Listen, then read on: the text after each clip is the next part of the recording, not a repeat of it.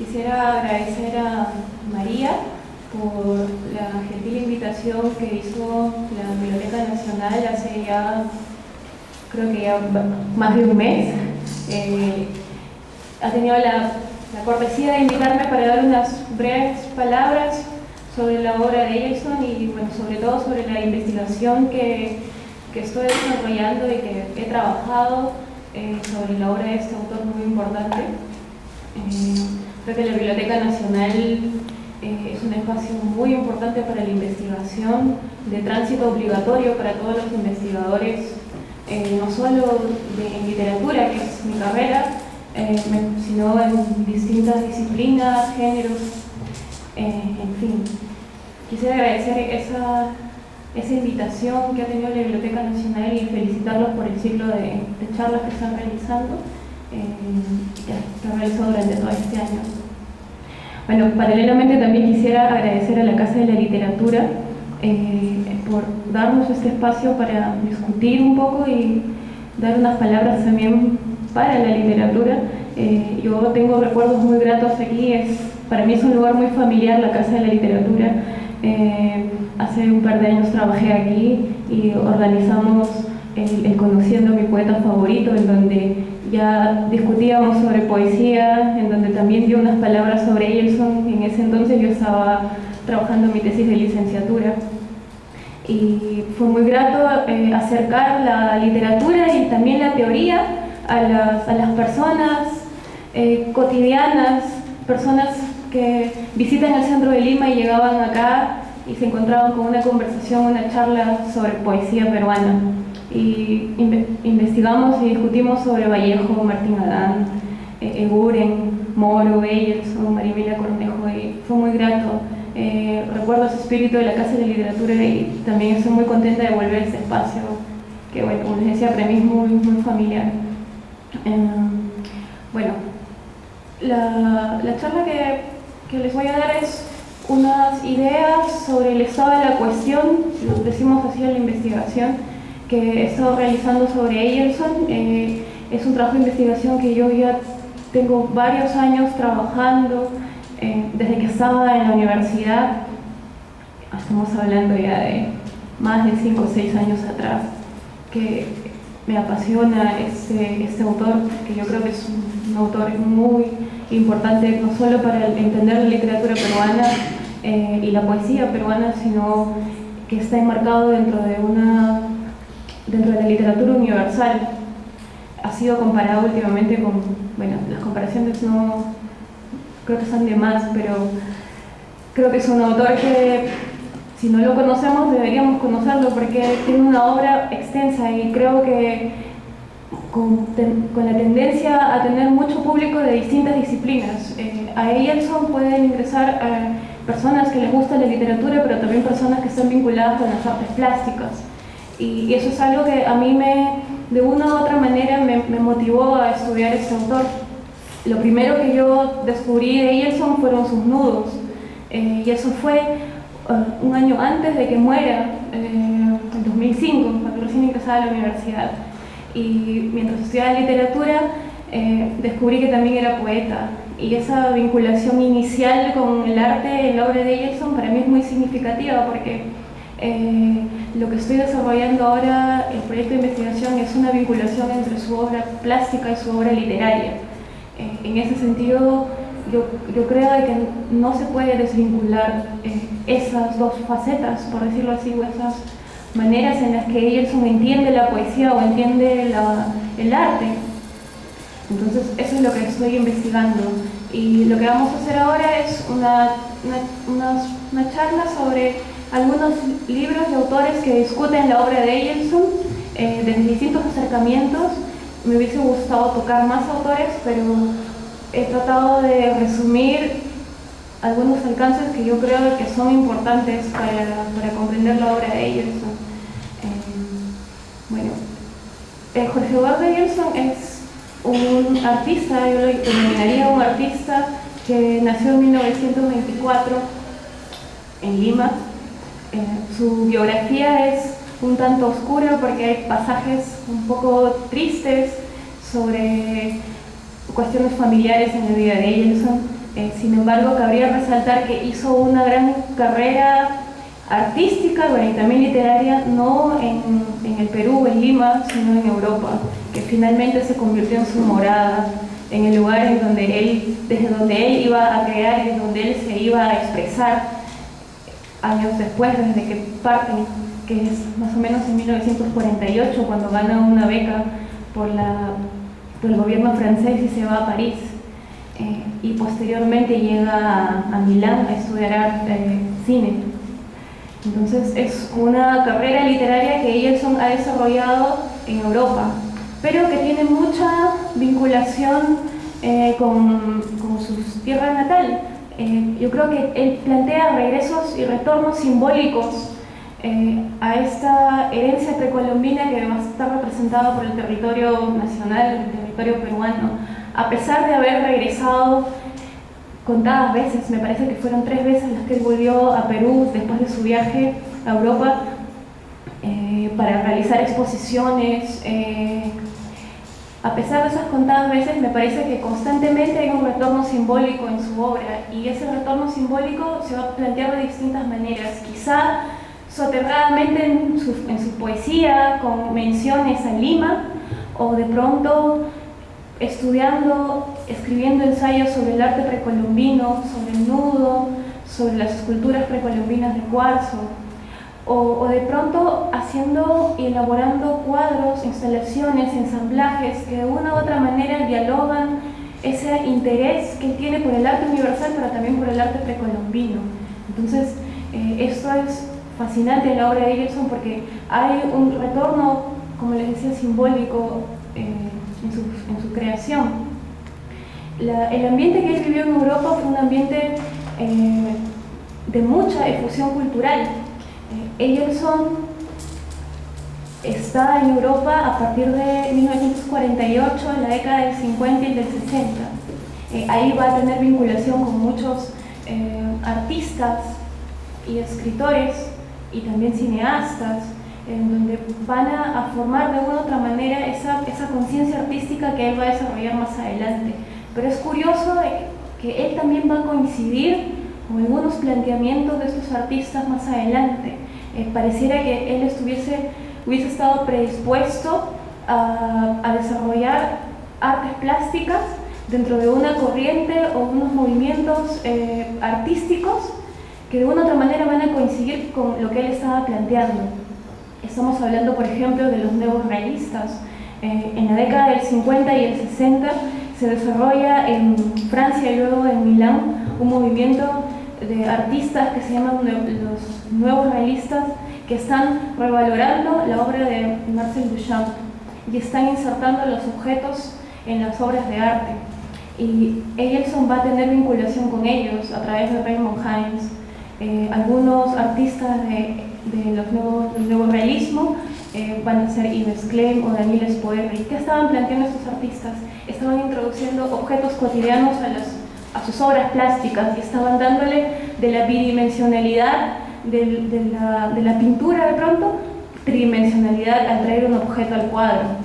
Y Ejerton va a emparentar mucho con esta corriente de artistas, y va a plantear en sus obras posteriores, va a agregar, por ejemplo, camisas, pantalones a sus cuadros, en un gesto en donde intenta estirar la tela y que luego va a desencadenar el nudo, pero rasga telas, las llena de tinta y las comienza a incluir en sus cuadros.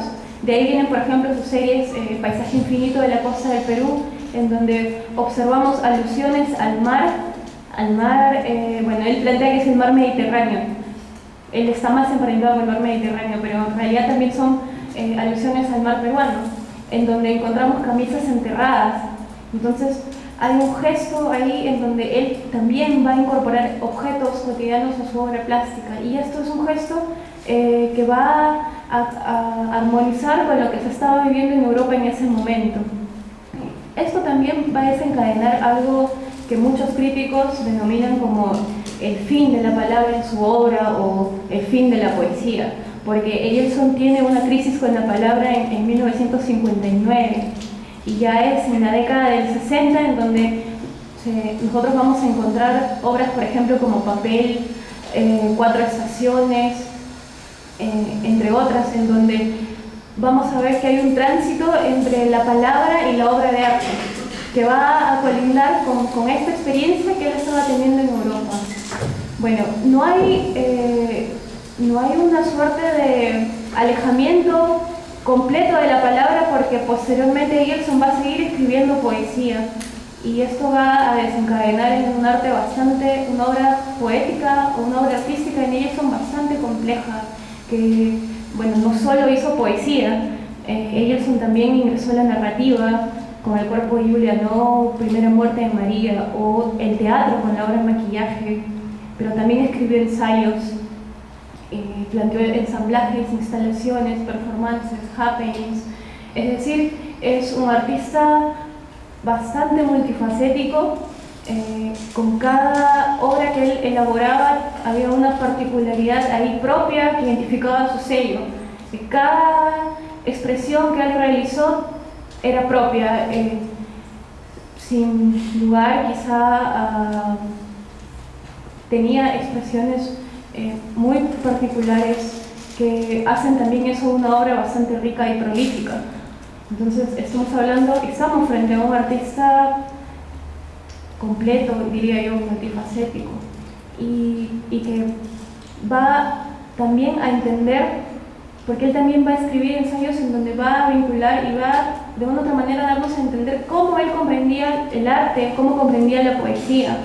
Y es que también él tiene una faceta ensayística importantísima, que creo que no ha sido muy estudiada todavía, vale la pena estudiarla. Entonces, yo quisiera empezar esta charla, ya luego de esta breve introducción en la vida de Egerton, quisiera empezar esta charla diciendo de que desde mi perspectiva yo creo que la obra de Egerton es un nudo. Este símbolo por excelencia en su obra, el nudo o el quipu, me parece que consecuentemente va a funcionar muy bien en su obra completa. Pero, ¿qué entenderíamos por el nudo? Él también le denomina quipus, que es una vinculación con esta herencia precolombina que él va a manifestar desde distintas expectativas, distintas perspectivas, como les comentaba. Y una de esas es el nudo. El nudo, ¿qué es? Es una unión entre sogas, hebras, que no solo forman la unión, sino también forman el laberinto. El nudo no es cíclico, el nudo es circular, está enredado, entrelazado. Y yo creo que esta es una figura muy clara en la obra de Egerton, porque la obra de Egerton es, bajo la idea del concepto de arte, se desata un laberinto de posibilidades. Y ese laberinto de posibilidades son todas las expresiones que va a realizar, las expresiones que les comenté. Entonces, otro elemento particular en la figura del nudo es que, por ejemplo, el nudo se entrelaza. Entonces, en ese momento de unión, de convergencia, hay puntos de contacto. Entonces, eso implica no una producción íntegramente lineal, sino una producción que constantemente está teniendo puntos de contacto. Diría yo en sus símbolos. Egerton tiene muchos símbolos poéticos que van a salir de la poesía y van a aparecer de un momento a otro en sus obras plásticas. Entonces yo creo que la obra de Egerton es una obra que está anudada desde muchas perspectivas. Está anudada porque los códigos se están cruzando, está anudada porque Egerton no está a favor de que el arte se separe. Él tiene un concepto de poesía total bastante interesante, en donde las fronteras entre una u otra disciplina tienen que diluirse, porque para él la poesía es estado permanente del universo. La literatura tiene que ser tridimensional, tiene que salir del gueto literario. Esa es otra terminología, otra categoría que él emplea, ¿no? El gueto literario. Para Egerton, las palabras pueden pasar, pero la poesía permanece. Y en este sentido es como yo entiendo la obra de Egerton.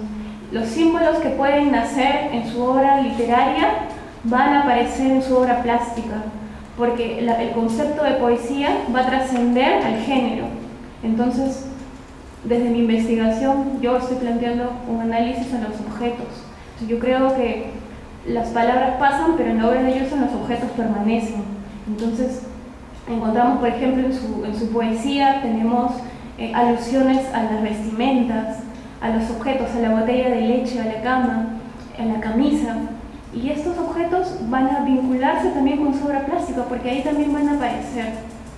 Entonces, estas vinculaciones, donde una botella de leche aparece enunciada en su poesía, de pronto aparece en un ensamblaje o una fotografía que él realiza. Y es porque notamos que efectivamente la obra es un nudo, la obra se está cruzando constantemente, hay puntos de contacto ahí que obviamente no están a favor de una lógica lineal, sino una lógica circular, vinculante. Entonces, me gustaría partir mucho de esa idea porque la crítica más adelante va a tener un proceso interesante. Yo evidencio en mis investigaciones que la crítica que lee la obra de Eyerson tiene un proceso en donde hay una suerte de conmoción por la aparición de su obra, en donde todavía no se entiende cómo catalogar a este autor, a este escritor que está haciendo poesía, pero de un momento a otro salta y presenta una obra como papel y luego se involucra con las artes plásticas. Entonces hay una conmoción inicial en la crítica literaria peruana que no alcanza a comprender esta realidad. Entonces, posteriormente, con el paso de los estudios y el constante conocimiento de la obra ensayística de Eyerson y de su obra plástica, vamos a observar que estos conceptos van a ir cambiando poco a poco y se van a ir abriendo a otras posibilidades y otros tipos de lectura. Entonces, y esta pequeña ruta, periplo que he esbozado en las diapositivas que vamos a pasar, evidencian esta situación. Yo creo de que estos textos se podrían leer muy bien en lo que yo he denominado como ceremonia sin título. Ceremonia sin título es un juego de títulos de poemarios, opúsculos de Eyerson, ceremonia solitaria y sin título.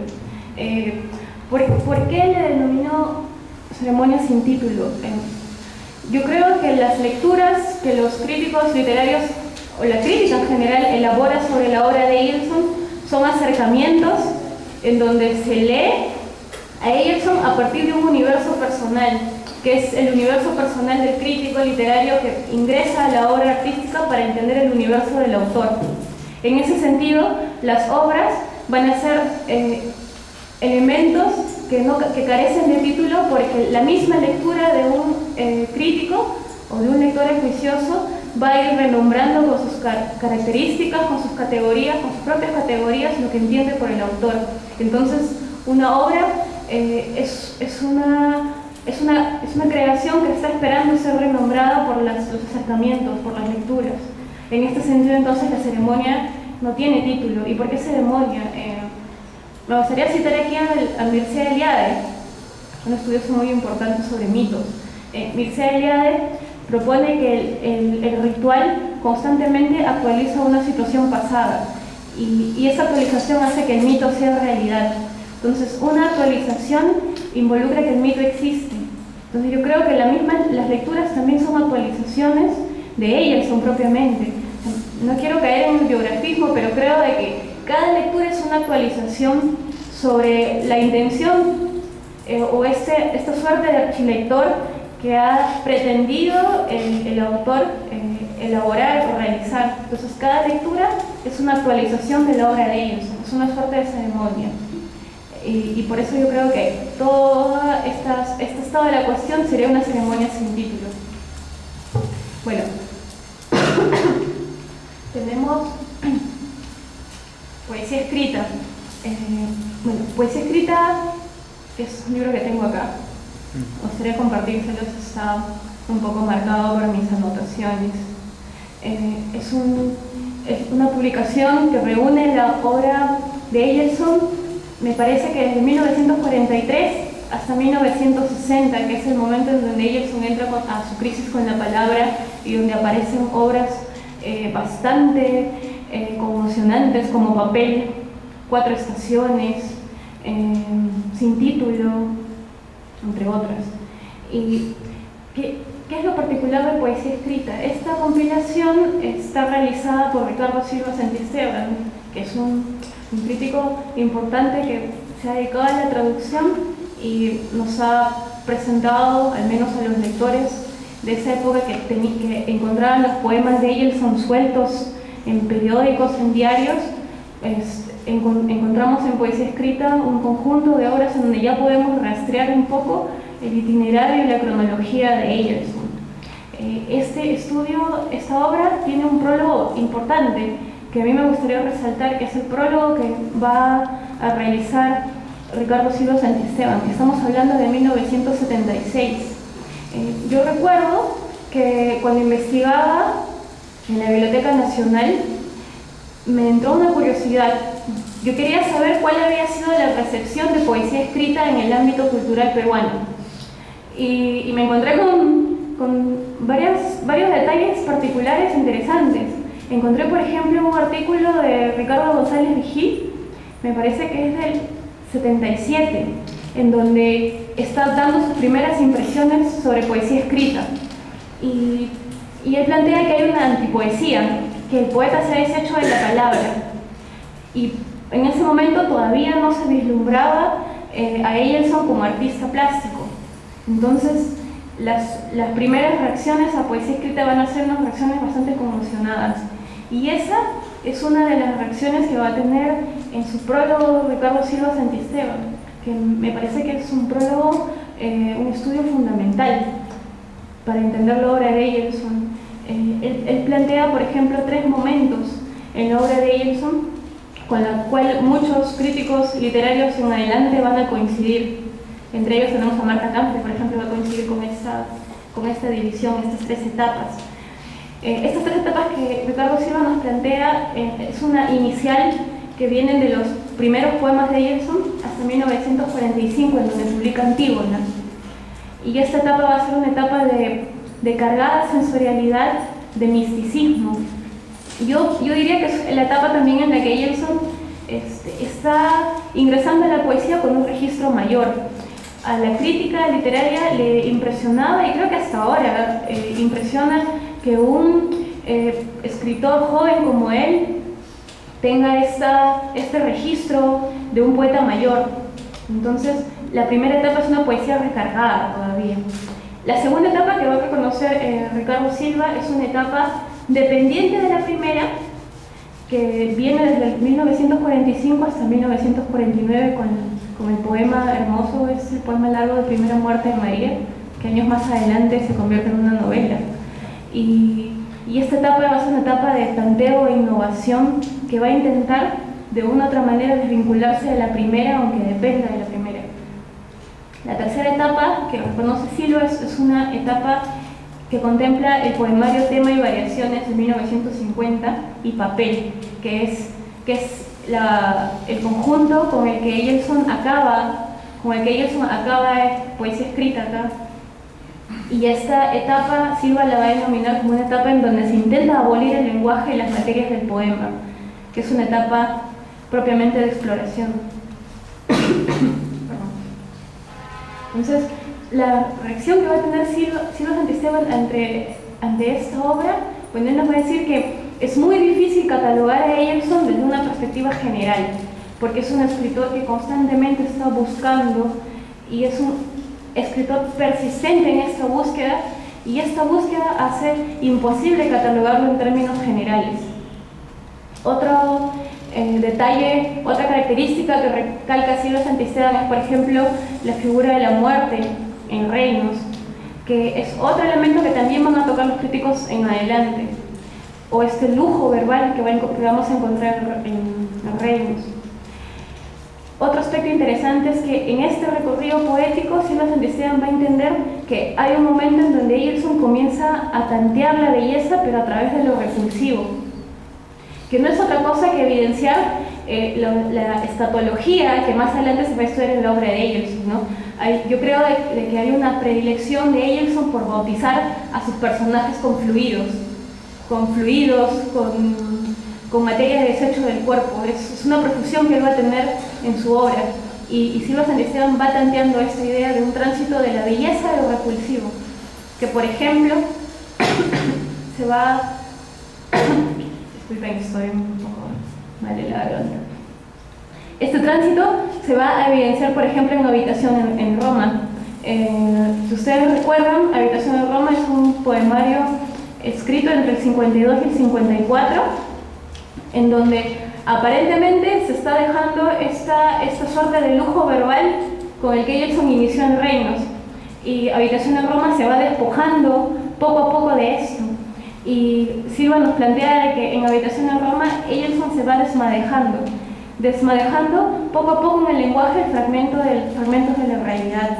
El lenguaje deja de ser recargado porque la realidad tiene que ser presentada tal cual, desnuda, desencantada y lacerante. Entonces, esta es una visión que alcanza sobre Habitación en Roma, una visión inicial todavía sobre este poemario. Otro detalle que nos plantea Silva Santisteban es que Emerson tiene un poder del lenguaje que es turbador, pero a la vez la manera en la que él emplea el lenguaje también es turbadora, y se refiere específicamente a mutatis mutandis, ¿no?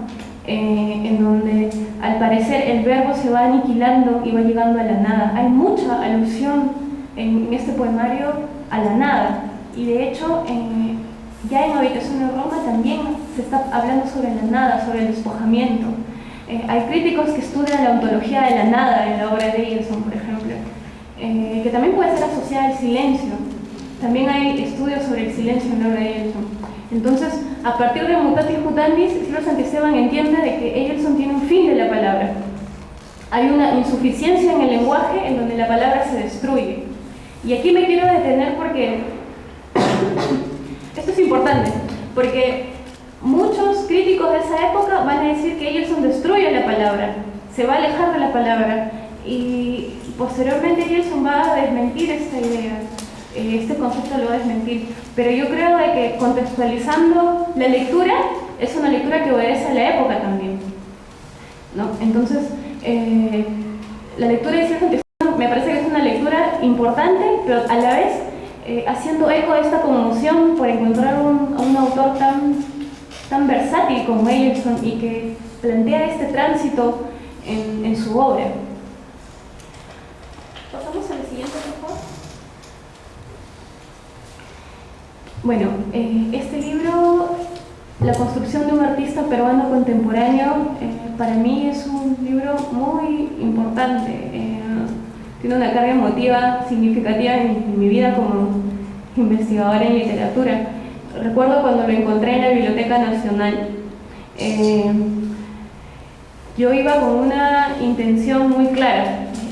Había leído y me había notificado mucho de las discusiones que se había planteado entre poesía pura y poesía social a la que la obra de Emerson estaba enfrentada. Estamos hablando de la generación del 50 y toda esta controversia que hubo después de la publicación de Ediciones Extraordinarias de Romuald.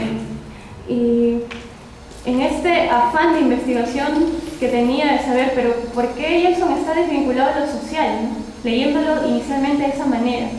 Y me di con este libro, este estudio, me parece un estudio importantísimo de la obra de Emerson, bueno, no solo de la obra de Emerson, sino de autores importantes. Por ejemplo, tenemos ahí a Sebastián Salazar Bondi, Javier Sologuren, Blanca Varela, Fernando de Cislo, José María Arguedas y Westphalen. Entonces uno se pregunta, ¿pero qué relación tienen estos autores? Estamos hablando de poetas pertenecientes y artistas a la generación del 50 y sus pares mayores, Arguedas y Westphalen. ¿Qué relación podrían tener estos autores? Entonces empecé a leer el texto y me di con gratas sorpresas. Este texto está preparado por Luis Rebazas Soraluz, quien es ya un conocido investigador de la obra de Emerson. Yo creo que uno de los investigadores que ha difundido de una manera notable la obra de Emerson.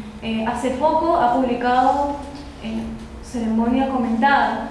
Tiene dos versiones, la 1 y la 2. En la primera reúne los ensayos de Emerson y en la segunda reúne los ensayos sobre la obra de Emerson. Y posee, Luis Rebazas, me parece un archivo importante sobre la obra visual de Emerson. Lo escuché hace varios años en la Universidad de Montoya y me llevé muchas gratas sorpresas. Entonces, cuando ingresamos a la construcción de un artista peruano contemporáneo, estamos frente a un estudio mayor, creo yo, en donde se intenta entender cuál es la vinculación que tuvieron estos escritores y estos artistas y de qué manera influyeron Arguedas y Westphalen. Pues bien, Luis Rabasa plantea de que hubo un espacio cultural importantísimo en la época que ayudó mucho en la difusión del arte nacional y popular. Nos referimos a la Peña Pancho Fierro, la que dirigía las hermanas Bustamante y José María Guías. En esta peña asistían intelectuales, escritores, y era el lugar en donde por primera vez, por ejemplo, vieron a danzantes de tijeras, o las hermanas Bustamante traían piezas cerámicas de arte popular de otros lados del Perú, y podías encontrar desde huacos hasta toritos de Pucará. Recuerdo una conversación que vi, una entrevista con Blanca Varela, y ella decía que efectivamente la primera vez que vieron a un danzante de tijeras fue en La Peña. Entonces, este espacio, este recinto, es un recinto importantísimo porque aquí se van a filtrar estos diálogos con el arte nacional y también con el arte precolombino, y Arguedas va a ser el difusor de esto. Entonces, Sebastián Salazar Bondi, Javier Sologuren, Fernando de Cislo, Blanca Vela y ellos asistían a este lugar. Y este suceso, este evento, va a desencadenar muchas reacciones en la obra de estos autores que de una u otra manera se van a acercar a lo nacional. Entonces, Luis Rabasa analiza esta forma, esta manera en cómo estos se van a vincular. Bueno, el estudio es bastante largo, pero valdría la pena señalar, por ejemplo, el acercamiento que hace a Cislo y a Eyerson. Yo no sé si ustedes recuerdan, bueno, eso también lo encontré en la Biblioteca Nacional. Revisando la hemeroteca, encontré una nota que habían sacado en el año 48, en donde Eyerson y Cislo habían presentado en la Galería de Lima una exhibición de obras de arte, en donde Eyerson, me parece que ahí fue donde presentó la portada de Tiahuanaco, y habían obras en donde que estaban realizadas con palos de escoba, con sogas, entre los dos artistas. Entonces ya había una comprensión del arte de esa época. ¿Y qué nos dice Luis Rabasa? Luis Rabasa nos plantea que la forma en la que ellos se acercaron al arte precolombino no fue una forma de defensa acendrada o que podía prestarse para la época, ¿no? La identidad se estaba discutiendo en ese momento y había necesidad de reivindicar la identidad nacional. Pero el acercamiento que, según Luis Rabasa, tienen Cislo y Eyerson es un acercamiento más artístico. Ellos se van a detener en el estudio del arte precolombino y lo van a vincular con el arte universal. Entonces, no es extraño, por ejemplo, que luego Cislo tenga sus series dedicadas a Tupac Amaru o Atahualpa, en donde se va a reinterpretar estos contenidos, estas ideas sobre lo nacional, pero en el arte. Y se va a tomar elementos estéticos, las formas, los conceptos. Por ejemplo, aquí hago un parangón. Eyerson tiene sus ensayos dedicados al arte precolombino, en donde, por ejemplo, va a analizar la transparencia, la figura del chamán, el nudo propiamente, la escultura precolombina de cuarzo, la luz, y estos acercamientos son acercamientos estéticos que yo creo que van a influir mucho, porque más adelante él va a hacer eco de estas ideas en sus artes plásticas. Entonces, este detenimiento hacia esta obra precolombina y popular va a ser a partir de este punto de vista estético, artístico, que ellos van a vincular con el arte occidental, con una manera moderna de apreciar lo precolombino. Y ese va a ser el acercamiento que van a tener estos dos artistas. Me parece importantísimo. Otra idea que es importante en este estudio es la idea del artista peruano contemporáneo. Él plantea, Luis Rabasa, que la idea del artista peruano contemporáneo es un artista multifacético, que no solamente estaba sumido a un solo registro, sino que podía escribir poesía, pero también podía escribir ensayos, hacer obras de arte. Y este es el concepto del que va a tomar posesión en muchos de los integrantes de esta promoción. Él les denomina no generación, sino promoción, ¿no? Para no entrar en esta discusión de la generación del 50, es una promoción porque tenían mucha vinculación afín y también por la época. Ellos eran jóvenes, casi contemporáneos todos ellos. Entonces, la idea del artista peruano contemporáneo es un artista multifacético que va a anudar, por decirlo así, en su propia obra distintos códigos. Y de hecho, esto se va a emparentar mucho con la figura del chamán que va a tener Eyerson, ¿no? Eyerson va a estudiar al chamán en sus ensayos sobre arte precolombino porque el chamán para él es un manipulador de fuerzas. Era sacerdote, poeta, médico y curandero. Entonces, Luis Rabasa plantea que estos artistas también tenían una suerte de chamán contemporáneo encima, que también hacía que sus registros también sean múltiples, como el chamán, el manipulador de fuerzas. Otro elemento que destaca Luis Rabasa es que en Eyerson no solo habla el código precolombino, sino también habla el homenaje que él va a realizar y la influencia que va a tener de Leonardo da Vinci. No sé si ustedes recuerdan el poema La sonrisa de Leonardo es una rosa cansada, o las series dedicadas a Leonardo. Leonardo también era un artista de la época, de su época, que también dominaba distintas facetas. Entonces, para Luis Rabasa hay una correspondencia entre este chamán precolombino y esta figura de Leonardo, que de una u otra manera se van a apoderar de la obra de Eyerson. Eyerson tiene sendos homenajes a Leonardo da Vinci y también muchos homenajes y cuadros dedicados al chamán, que yo creo que finalmente el chamán es donde él se va a leer. Yo creo que él propiamente es un chamán, y de hecho Luis Rabasa en otro estudio, ya no en este, le va a denominar el chamán contemporáneo, porque efectivamente Eyerson pareciera que es un chamán. Bueno, ¿pasamos al siguiente, por favor?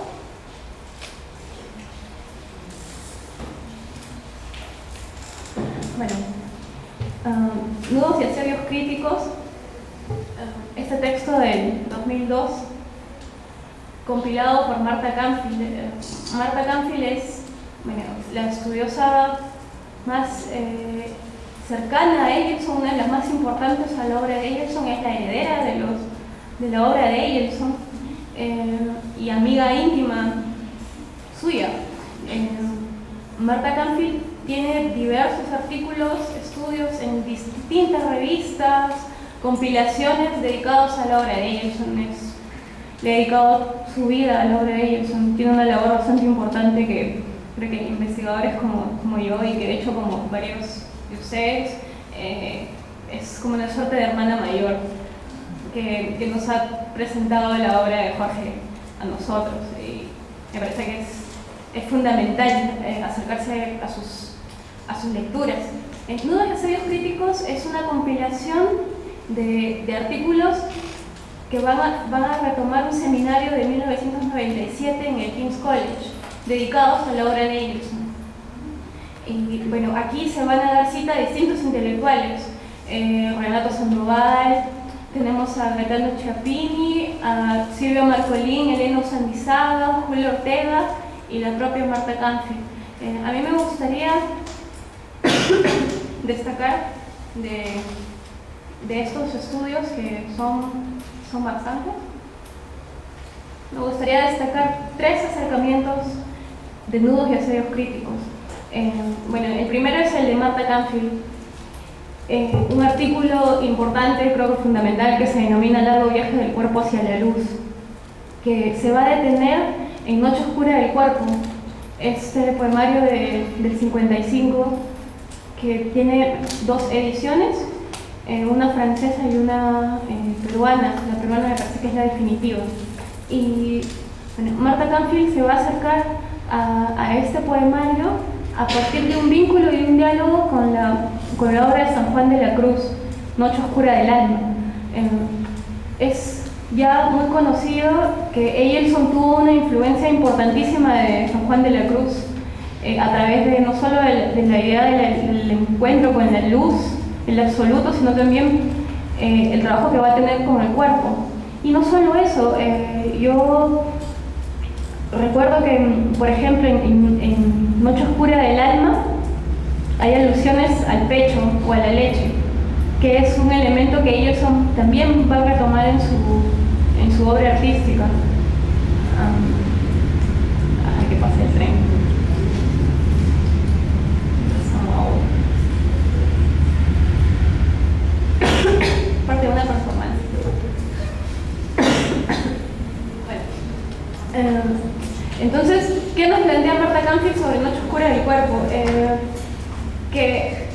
se presentan en la edición francesa 14 poemas que van a tener los 14 estadios del Via Crucis, que hay una suerte de vinculación con esta idea religiosa que está cavilando en el poemario. Y de hecho, el sintagma cuerpo se va a repetir en Noche Oscura: cuerpo enamorado, cuerpo transparente, cuerpo en exilio, todo es cuerpo, cuerpo, cuerpo, cuerpo. Y bueno, y en definitiva sí, es una poesía que está planteando una revisión sobre la idea efectivamente del cuerpo, pero de cómo el cuerpo es una prisión. Y Martha Canfield plantea de que para liberarse del cuerpo, eso necesita atravesarlo. Y este proceso se realiza de dos maneras interesantes. Una de ellas, por ejemplo, es un extrañamiento. Inicialmente, Martha Canfield señala que hay poemas que están hablando de un extrañamiento del yo poético hacia la materia del cuerpo. Es decir, la manera en cómo el yo poético, a través de los sentimientos, evidencia soledad, encarcelamiento y desubicación en la poesía. Y la segunda va a ser una etapa de enamoramiento, que es efectivamente la etapa en donde aparece el cuerpo enamorado, en donde ya hay una suerte de reconciliación y reconocimiento a través de los sentidos del cuerpo. Martha Canfield destaca, por ejemplo, que en este poemario aparece la figura del ciervo, que intenta llegar a la luz, o la figura del arco iris, que aparece en la unión del padre y la madre, cuya luz es el hijo. Entonces, hay diversos símbolos que para ella implican que en efecto el poemario plantea un viaje del cuerpo hacia la luz, que es efectivamente lo que va a hacer San Juan de la Cruz, porque para San Juan de la Cruz la noche oscura del alma es un proceso de purificación del cuerpo y del alma para llegar a conocer a Dios. Y esta suerte de proceso de purificación también va a entenderle a Eilson, pero hay una tensión entre amor y desamor hacia el cuerpo como representación física y exterior, que luego más adelante la vamos a evidenciar en otros elementos de su obra. Entonces, este me parece un estudio importante, y también es importante porque Martha Canfield se detiene un poco en la manera en cómo Eilson escribía, pero no publicaba. Es interesante porque este libro aparece en el 76, sin embargo vamos a encontrar poemarios y opúsculos que tienen fecha del 43, del 55, del 50, que van a remarcar que en efecto había una producción, pero como ella dice, se estaban guardando en el cajón para esperar el momento indicado para sacarlos.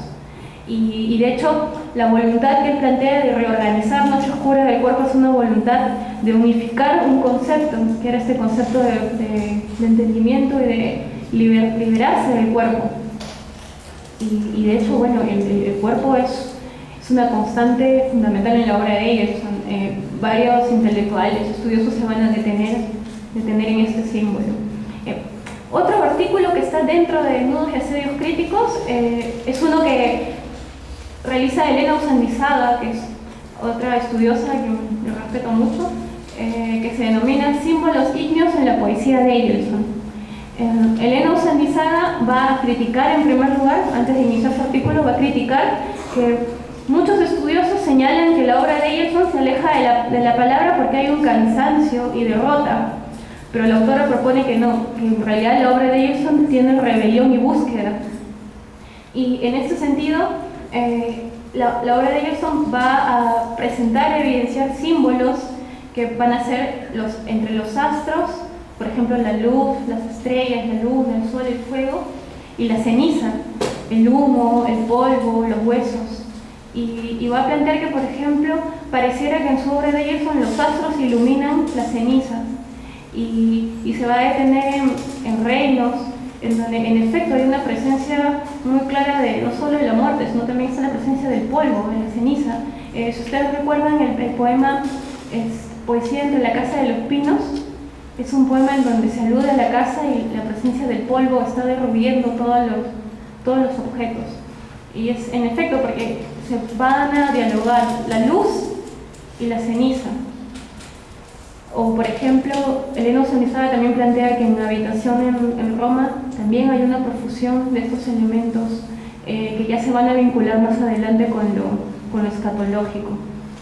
Entonces, hay una vinculación clara. La muerte, la putrefacción en habitación de Roma, por ejemplo, va a acentuar la miseria.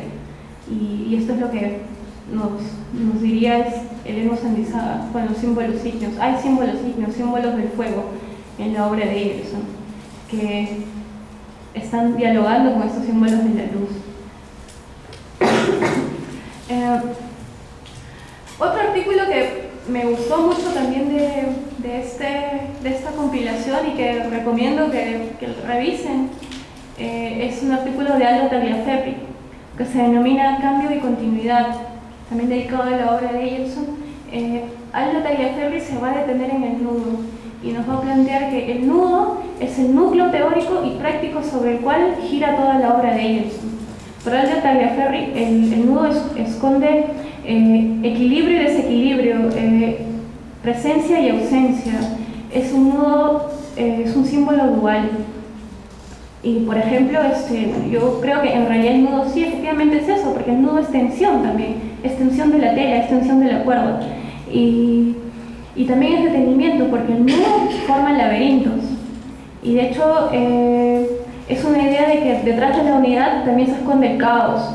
Detrás del equilibrio o de una obra se esconde la idea del movimiento, de crear, de este afán por la búsqueda, por experimentar. Entonces, el nudo sería este símbolo grande de la obra de Emerson, sereno y laberíntico. Y es que mucho se ha comentado sobre la obra de Emerson y se ha dicho que él es un poeta, un artista experimental. Y Emerson asume la búsqueda poética, lo asume como una forma de vida. Y él rechaza que le digan un poeta experimental. Él considera que cómo puedo ser yo experimental, cómo puedo experimentar con mi forma de vida. Pero es interesante porque en este afán de búsqueda, él va a hacer de su obra va a ser móvil, se va a desplazar de género en género, de disciplina en disciplina, pero tampoco es una suerte no es una búsqueda inconsciente. También va a tener detenimiento y un tope, porque si no entraríamos en una dinámica propia y pura de experimentalismo que de pronto no nos conduciría a nada. Entonces, para Aldo Tagliaferri, el nudo simboliza esto, detenimiento, serenidad, pero también simboliza laberinto, armonía y equilibrio. Ahora, el nudo también para Tagliaferri simboliza ausencia y presencia. Y acá me quiero detener porque esto me parece importante. Emerson trabaja con la tela en su obra. Después de su crisis con la palabra, Emerson comienza a rasgar prendas, a teñirlas de tinta. No sé si nos podrías pasar el otro archivo. Hay otro archivo con imágenes. Emerson comienza a rasgar prendas y en ese proceso de rasgado, inicialmente vamos a encontrar en él prendas planteadas en la bidimensionalidad de un cuadro, prendas manchadas de tinta, arañadas, estrujadas. Y es interesante que mientras él se encontraba en ese proceso de estrujamiento de la tela, aparece el nudo. A partir de ahí aparece el nudo. Entonces, para Aldo Tagliaferri esto va a ser muy simbólico porque en la poesía de Emerson constantemente se alude a la ausencia, y esta ausencia es aludida en las prendas. Por ejemplo, ahí tenemos camisa, es una camisa teñida con tinta, o Paisaje Infinito de la Costa de Perú, que es una camisa enterrada en la arena, en un cuadro, o blue jeans, que es un blue jean, como ustedes observan, estirado, porque en efecto hay tensión ahí. Si ustedes observan el blue jean, el blue jean está estirado de manera que uno pueda hacerse partícipe de la tensión de la tela. Y es en efecto, la tela tiene tensión y el nudo esconde esa tensión que viene más adelante, ¿no? Entonces, ¿qué plantea Tagliaferri? Que en la obra de Emerson la ropa es constante. Si ustedes recuerdan el poema Vía Veneto de Habitación de Roma, se alude a la ropa. Y en otros poemas en donde aparece la ropa pero sin el cuerpo. Y que es efectivamente se alude a la ausencia pero también a la presencia, un cuerpo que ha dejado de estar ahí. Y para Tagliaferri, estos cuerpos van a aparecer en su obra plástica. Aparecen en la obra plástica porque aparecen evocados en la ropa que es traída al cuadro. Y eso me parece interesantísimo. Entonces, el nudo sería una suerte de visión de la presencia y ausencia. Y bueno, este acercamiento de Tagliaferri es importante porque ya se va evidenciando que ya hay una vinculación entre la poesía y las artes plásticas de Eyerson. Hay una vinculación importante. Entonces, el autor está entendiendo esta obra a partir de ambos registros. Y me parece que esta va a ser la constante que va a prevalecer en adelante en los estudios de Eyerson. Un afán del investigador por leer la obra de Eyerson desde el arte y desde la literatura. En pocas palabras, de leer la obra de Eyerson, creo yo, anudadamente. Y hacer esta lectura anudada es una lectura que de una u otra manera es consecuente con la obra del autor y con la propuesta del autor. Y a mí me parece muy, muy significativa. Y de hecho creo que es una propuesta en la que yo pretendo instalarme con mi investigación. Y este artículo me parece clave. Siguiente, por favor. Bueno. Este libro es un proyecto ambicioso y mayor y importante. ¿Por qué ambicioso? Nudo es un conjunto de la obra de Eyerson, pero también de artículos de críticos intelectuales que discuten la obra de Eyerson. Aquí se dan cita los ensayos, la obra plástica, la poesía, entre otros, de Eyerson, y ensayos sobre su obra. Y es ambiciosa porque José Ignacio Padilla, quien es el compilador de esta obra, va a plantear una introducción interesante. Yo me detengo mucho en las introducciones y va a decir que hay que ser consecuentes con Eyerson. Eyerson hablaba desde el nudo, desde una poética no lineal. Entonces nosotros hay que realizar la compilación de su obra también anudadamente, es decir, no vamos a poner de fecha a fecha la obra, el poemario, luego el cuadro y luego el ensayo, sino vamos a hacer que todos confluyan una vez con otro. Entonces, en una página, por ejemplo, ustedes observan un ensayo de Eyerson sobre el arte precolombino y al margen de la página observan un poema dedicado a Nazca de Eyerson. Entonces, esta compilación no tiene un orden lineal. El único orden lineal lo podemos encontrar en el índice, pero adentro propiamente tiene un orden particular, diría yo, no un desorden, sino un orden particular, en donde uno es partícipe de los ensayos de la misma manera o en el mismo tiempo que puede ser partícipe de los poemas. Entonces, por eso me parece un proyecto ambicioso e interesante, y se instala dentro de lo que les venía adelantando, que es la pretensión de leer a Eyerson desde estos códigos, de sus propios códigos, ya sean artísticos, plásticos, pero también desde sus propios enfoques, que es el enfoque del nudo. Y recuerdo de aquí que también para mí fue un libro fundamental porque, bueno, prácticamente uno lo encuentra todo en este libro. Recuerdo un artículo que me gustaría destacar de este libro, que es el discurso escatológico en la obra de Eyerson. Es un artículo de Fernando Chueca que analiza la presencia de lo escatológico. Bueno, lo escatológico son los fluidos que devienen del cuerpo, los excrementos, las lágrimas, el orín, etc. Y analiza de qué manera Eyerson tiene un discurso escatológico en su poesía. Y bueno, y va a plantear distintos acercamientos y va a hacer una suerte de esquema sobre qué discurso escatológico hay en cada poemario. Bueno, en esa época me llamaba la atención Habitación en Roma, porque de eso fue mi tesis de licenciatura. Y, por ejemplo, él plantea que en Habitación en Roma, bueno, es un poemario donde lo escatológico está ahí, palpable. Si ustedes recuerdan, tenemos, por ejemplo, el poema Junto al Tíber la putrefacción emite destellos gloriosos.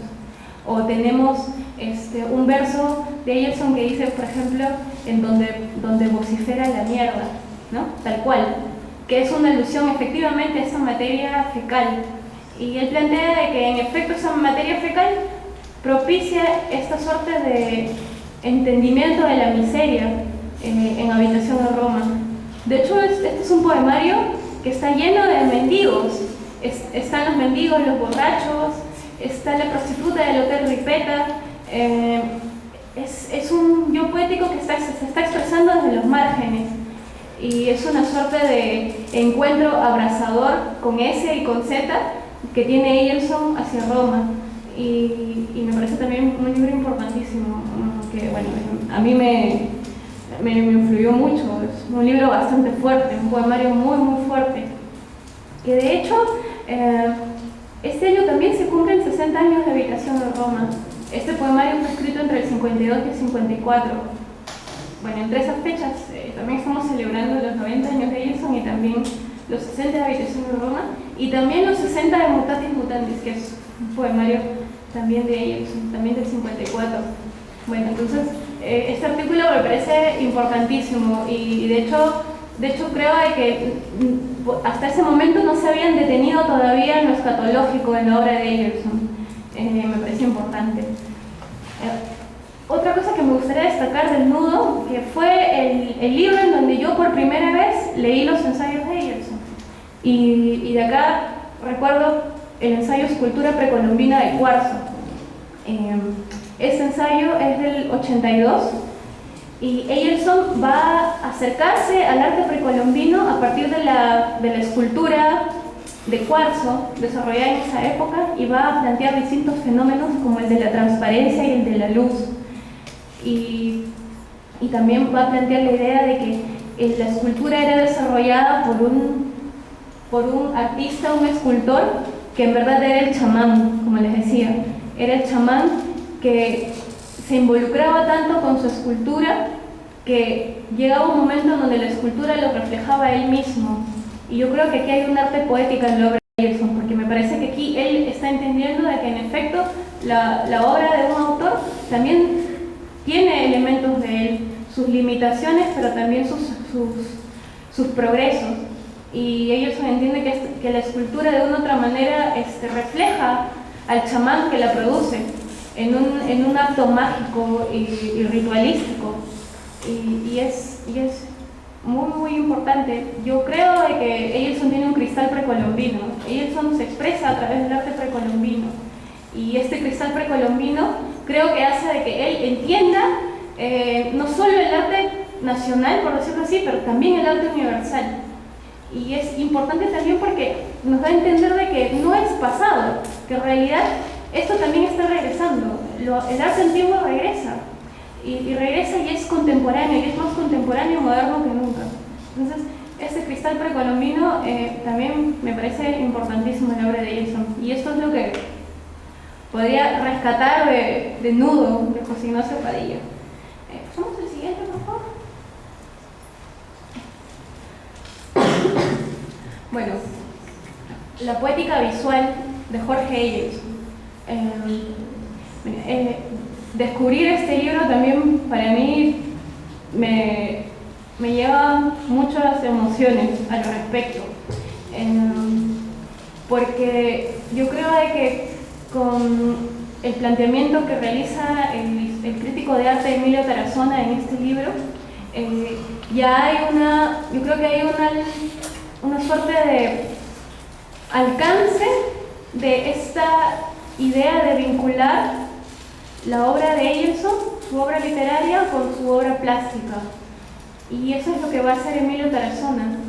Emilio Tarazona va a leer el verso y la imagen. Él plantea y lo dice: yo pretendo una lectura anudada entre el arte y la literatura en Eyerson. Este estudio que realiza Emilio Tarazona me parece fundamental para aquel que quiera ingresar también a la obra de Eyerson. Para mí fue bastante emotivo y significativo encontrar ese texto, que solamente se tiraron 200 ejemplares, no tiene más ejemplares.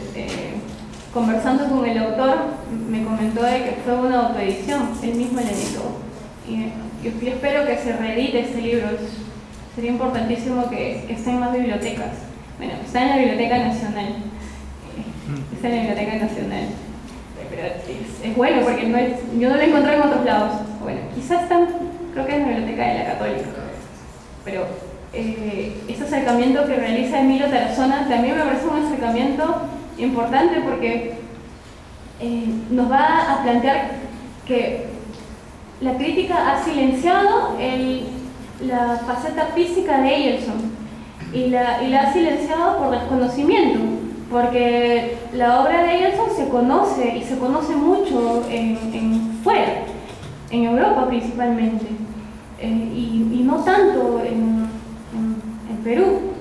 Entonces él plantea que este silenciamiento se produce por eso, y él estudia paralelamente a los poemas que analiza, también analiza los cuadros, los ensamblajes, las performances.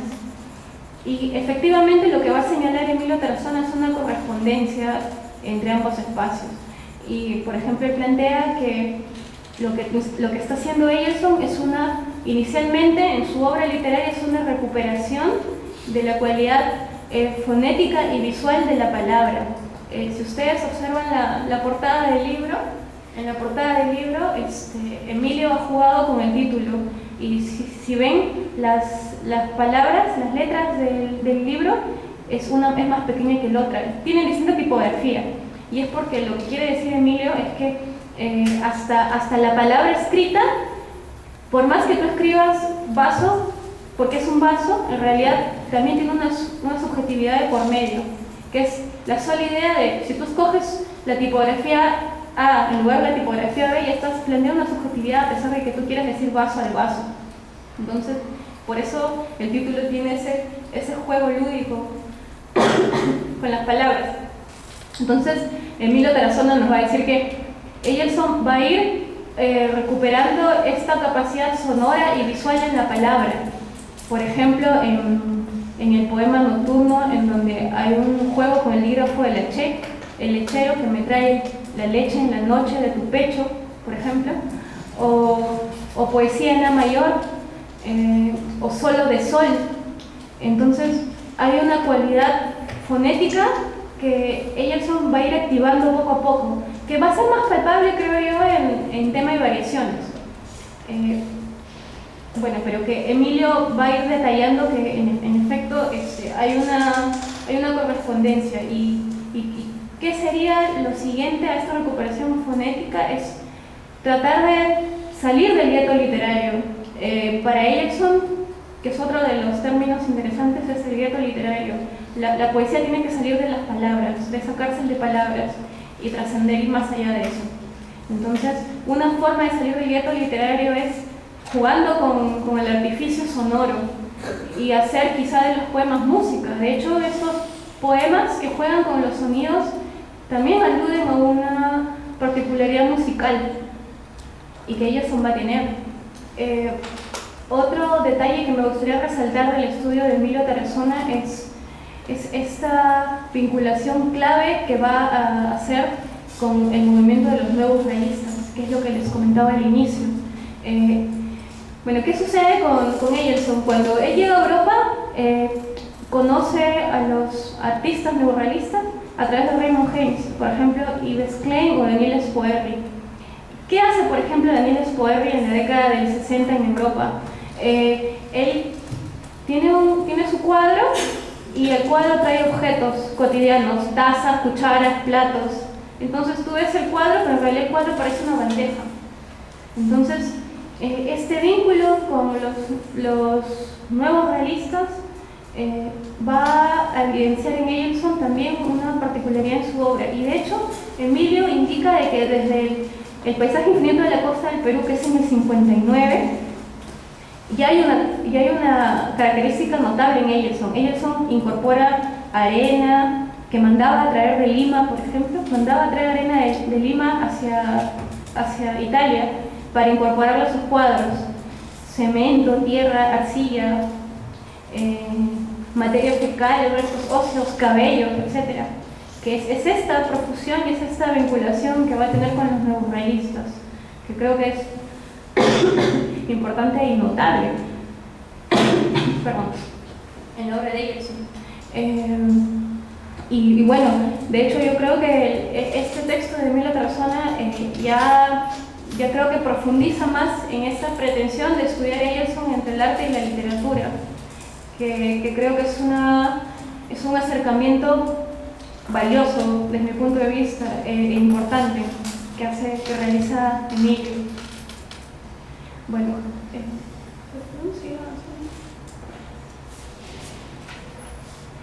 bueno,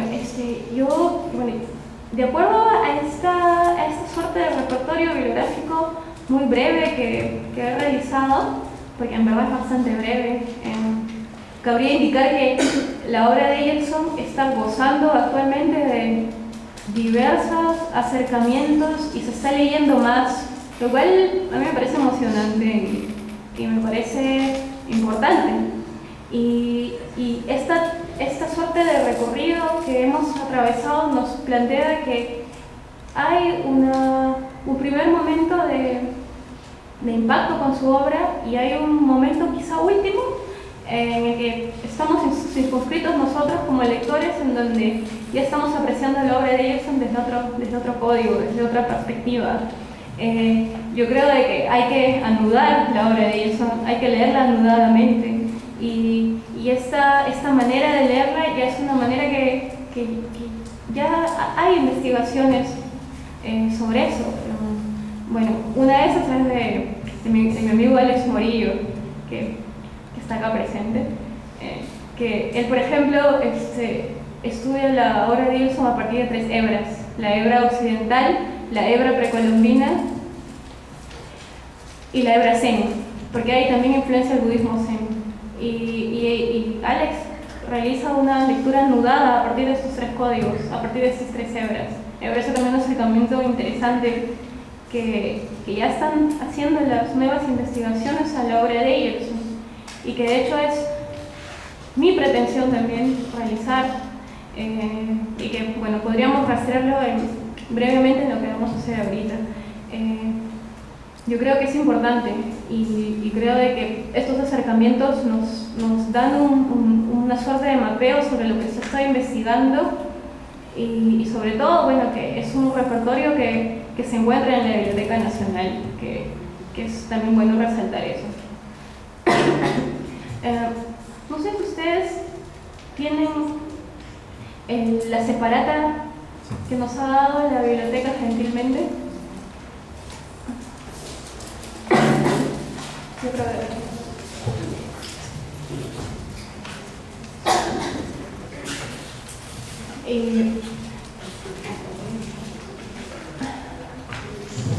bueno, el poema que, bueno, pues no lo podemos observar al frente también. ¿Puedes poner Nocturno, por favor? Ajá. Bueno, el poema Nocturno, se los leo para hacer algo de una manera lúdica, ¿sí? A ver, Nocturno. Es el lechero que me trae la leche por la noche, o más bien la noche que me trae la leche de tu pecho, o es acaso la gran dicha de blandir un hacha cuando la lucha es mucha, o la muchacha que se viste todas las noches con mi desdicha, no es lechero ni la noche, mi desdicha ni tu pecho, sino la mucha dicha de blandir un hacha entre el muchacho y la muchacha, ¿no? Yo creo que hay un ludismo acá. De hecho, Ejerson tiene un poema cortito que dice más o menos así, ¿no? La muchacha se desnuda, el muchacho se desnuda, el muchacho y la muchacha estornuda, ¿no? Hay un juego fonético interesante, que es el juego fonético que les estaba comentando anteriormente, en este poema que está en Tema y Variaciones de 1950, y que de hecho, de una u otra manera, dialoga con otros poemas de Ejerson, en donde ya no habla quizá del pecho, pero habla de la botella de leche, que yo creo que es un símbolo importante. La botella de leche aparece en Reinos, por ejemplo. Es una botella de leche que está rodando hacia la muerte, y esa botella de leche, desde mi punto de vista, está vacía, pero también está contenida, rehidratando la poesía de Ejerson. ¿Por qué? Porque sale de la poesía y de pronto la vamos a encontrar en una serie de fotografías que él hace de una botella de leche, y está rondando por ahí, está rondando hacia la muerte, que me permite decir otra cosa. Para Marcos Martos, lo de Eyerson es una vitalidad agónica. Es vitalidad porque hay un afán por crear, pero es agónica porque en ese afán de creación es porque hay algo que se está yendo o algo que se está extinguiendo y hay que crear y hay que innovar.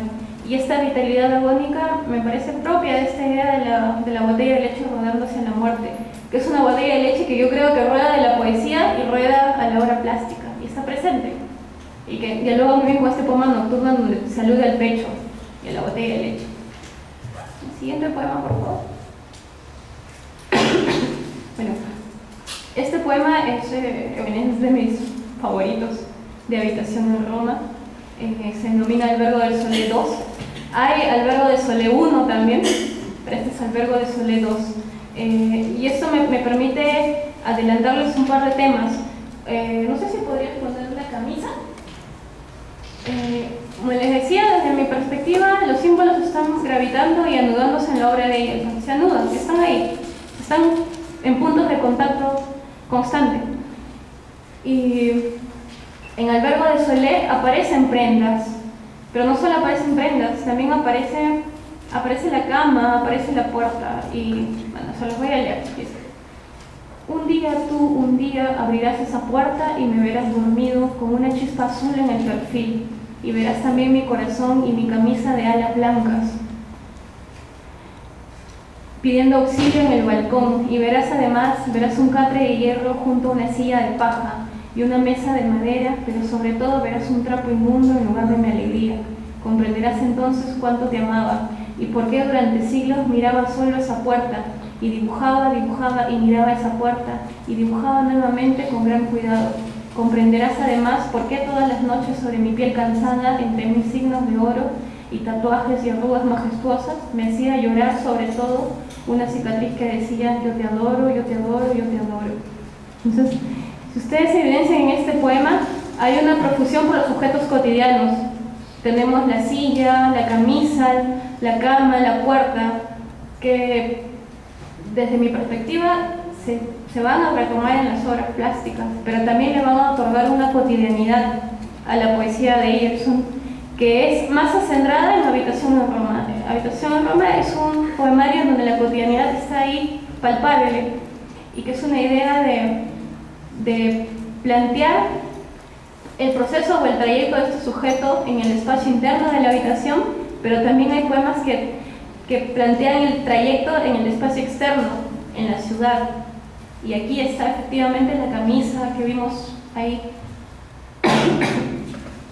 Bueno, y el siguiente poema, que ya pertenece a ya los últimos años de producción en la obra de Eyerson, es el poema La luz escribe con L.